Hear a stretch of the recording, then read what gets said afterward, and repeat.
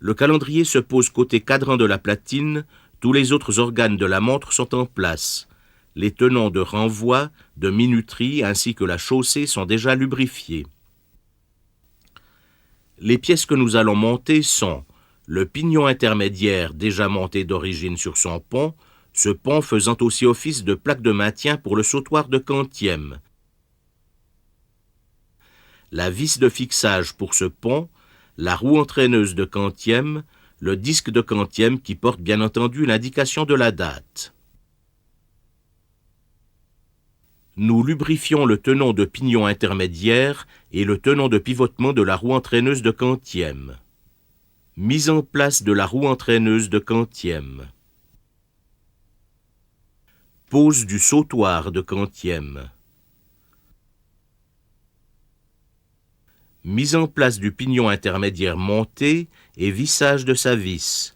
Attention au sens, le petit pignon doit s'engrener avec la denture de la roue entraîneuse de quantième.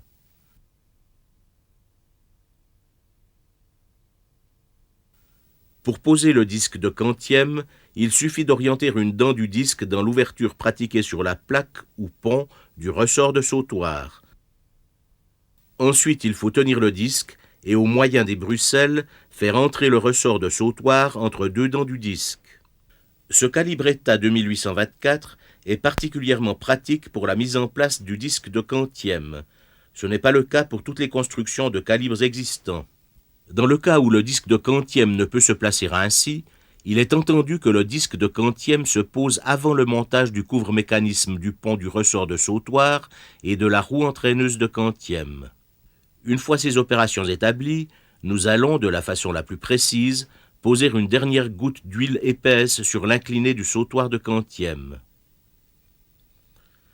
Il est souhaitable, afin de répartir l'huile que nous venons de déposer et de vérifier la liberté du disque de quantième, de faire défiler le disque de quantième par l'intermédiaire de la tige de remontoir en position de mise à date rapide.